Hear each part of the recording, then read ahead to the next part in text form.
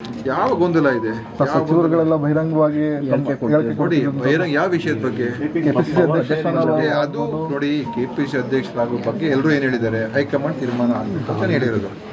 High command ತೀರ್ಮಾನದ ಬಗ್ಗೆ ನಾವೆಲ್ಲ ಹೋಗ್ತೀವಿ ಅಂತಲೂ ಹೇಳಿದ್ದಾರೆ, ಆಯಿತಾ? ಆದ್ದರಿಂದ ಅದು ಆ ವಿಷಯದ ಬಗ್ಗೆ ನಾವಿನ್ನೇನು ಹೆಚ್ಚು ಚರ್ಚೆ ಮಾಡೋ ಅಗತ್ಯ ಇಲ್ಲ. ಮೊನ್ನೆ ನಮ್ಮ ರಾಷ್ಟ್ರೀಯ ಅಧ್ಯಕ್ಷರು ಖರ್ಗೆ ಸಾಹೇಬರು ಕೂಡ ಖಡಾಖಂಡಿತವಾಗಿ ಹೇಳಿದ್ದಾರೆ, ಈ ವಿಷಯ ನಮ್ಮ ಗಮನದಲ್ಲಿದೆ, ನಾವು ತೀರ್ಮಾನ ಮಾಡ್ತೀವಿ, ಎಲ್ಲ ಸುಮ್ಮನೆ ಇರಿ ಅಂತ ಅವರು ಹೇಳಿದ್ದಾರೆ. ಸೊ ಅಷ್ಟು ಬಿಟ್ಟರೆ ಇನ್ಯಾವ ನಮ್ಮಲ್ಲಿ ಗೊಂದಲ ಇಲ್ಲ, ಏನಿಲ್ಲ. ನೀವು ಈಗ BJPಯಲ್ಲಿ ಆಗ್ತಾ ಇರೋ ಗೊಂದಲಕ್ಕೂ ನಮಗೂ ಹೋಲಿಕೆ ಮಾಡಲೇಬೇಡಿ.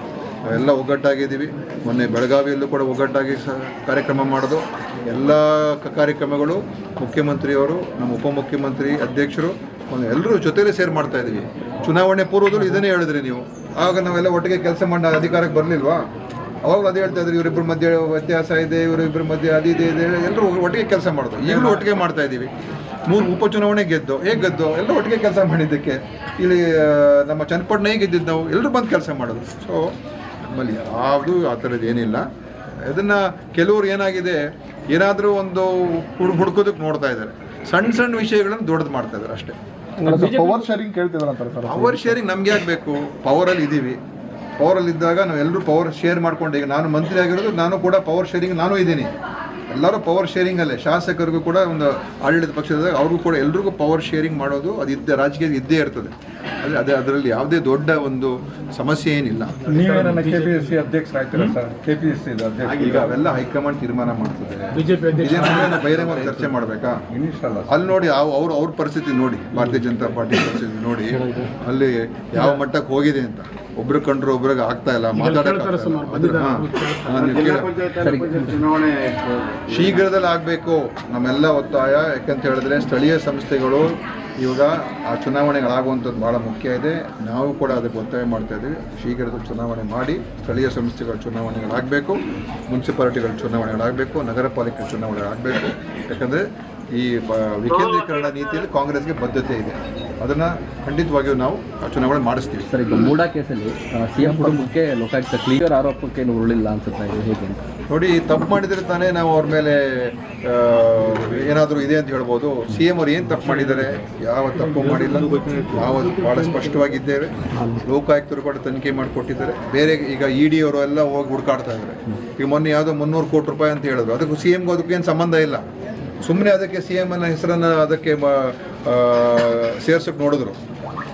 ಸೊ ED ಅವರು ನೋಡ್ತಾವ್ರೆ, CBI ಅವ್ರಿಗೂ ಕೂಡ ತೊಗೊಳೋಕ್ಕೆಲ್ಲ ಪ್ರಯತ್ನ ಮಾಡಿದ್ರು, ಲೋಕಾಯುಕ್ತನೂ ಮಾಡ್ತಾ ಇದ್ದಾರೆ. ಯಾರು ಬೇಕಾದ್ರೆ ತನಿಖೆ ಮಾಡಲಿ, ನಾವು ಆ ಥರದೇನು. ಆದರೆ ಮುಖ್ಯಮಂತ್ರಿ ಸಿದ್ದರಾಮಯ್ಯವ್ರ ಮೇಲೆ ವಿನಾಕಾರಣ ಅವರ ಹೆಸರನ್ನು ಹಾಳು ಮಾಡಬೇಕು ಅಂತೇಳಿ ಷಡ್ಯಂತ್ರ ಕೇಂದ್ರ BJP ಮಾಡ್ತಾ ಇರೋದರಲ್ಲಿ ಸಂದೇಹನೇ ಇಲ್ಲ, ಸ್ಪಷ್ಟ ಇದೆ. ಅಧಿಕಾರಿಗಳು ಕಳಿಸೋದು, ರೇಡ್ ಮಾಡಿಸೋದು, ಅವ್ರಿಗೆ ಇದೇ ಥರ ಹೇಳಿಕೆ ಕೊಡಿ ಅಂತ ಹೇಳುವಂಥದ್ದು, CM ಹೆಸರು ತೊಗೊಂಬನ್ನಿ ಅಂತ ಹೇಳೋದು, ಇದೆಲ್ಲ ED ಅಧಿಕಾರಿಗಳು ಕೈಗೊಂಬೆಗಳ ಥರ, BJPಯ ಒಂದು ಪಕ್ಷದ ಕೈಗೊಂಬೆಗಳ ಥರ ಕೆಲಸ ಮಾಡ್ತಾಯಿದ್ದಾರೆ. ಆದರೂ ನಾವು ಅದನ್ನೆಲ್ಲ ಎದುರಿಸೋಕ್ಕೂ ತಯಾರಾಗಿದ್ದೀವಿ. ಶಿವಕುಮಾರ್ ಅವರು ಎದುರಿಸಲಿಲ್ವಾ? ಅವರಿಗೆಲ್ಲ ಏನು ಮಾಡಿದ್ರು ನಿಮಗೆಲ್ಲ ಗೊತ್ತಿದೆ ತಾನೇ. ಈ BJPಯವರು ಪ್ರಜಾಪ್ರಭುತ್ವಕ್ಕೆ ವಿರುದ್ಧವಾಗಿ ಏನು ಈ ಸರ್ವಾಧಿಕಾರ ಧೋರಣೆಯಲ್ಲಿ ವಿರೋಧಿಗಳನ್ನು ನಾವು ಮುಗಿಸ್ಬೇಕು ಅಂತ ಹೇಳಿ ಅವ್ರು ಮಾಡ್ತಾ ಇರ್ತಕ್ಕಂಥದ್ದಕ್ಕೆ ನಾವು ಬಲಿಯಾಗಬೇಕಾ? ನಾವು ತಲೆ ತೆಗೆಸ್ಕೋಬೇಕಾ? ನಾವು ತಪ್ಪು ಮಾಡಿದ್ದೀವ?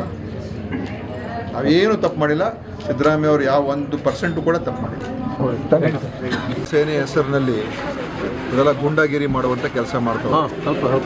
ಕಾನೂನನ್ನು ಕೈಗೆತ್ಕೊಂಡು ಇವ್ರು ಇಷ್ಟ ಬಂದಾಗ ಮಾಡೋದನ್ನು ಹೊರಟಿದ್ದಾರೆ. ಹಿಂದೆನೂ ಕೂಡ ಇದೆಲ್ಲ ಮಾಡಿ ಇಡೀ ಕರ್ನಾಟಕ ರಾಜ್ಯಕ್ಕೆ ಕೆಟ್ಟ ಹೆಸರು ತಗೊಂಬಂದಿರತಕ್ಕಂಥ ಒಂದು ಸಂಸ್ಥೆಯೇ ಶ್ರೀರಾಮ್ ಸೇನೆ. ಅದರಲ್ಲೂ ಕೂಡ ನಮ್ಮ ದಕ್ಷಿಣ ಕನ್ನಡ ಜಿಲ್ಲೆಗೂ ಕೂಡ ಕೆಟ್ಟ ಹೆಸರು. ಇವ್ರಿಗೇನಾದರೂ ವಿಷಯಗಳು ಗೊತ್ತಿದ್ದರೆ ಪೊಲೀಸ್ ಅವ್ರ ಹತ್ರ ಬಂದು ಹೇಳಬೇಕು. ಇವರೇ ಹೋಗಿ ಏನೋ ದಾಂಧಲೆ ಮಾಡುವಂಥದ್ದು ಇದು ಸಹಿಸೋಕ್ಕೆ ಆಗೋದಿಲ್ಲ.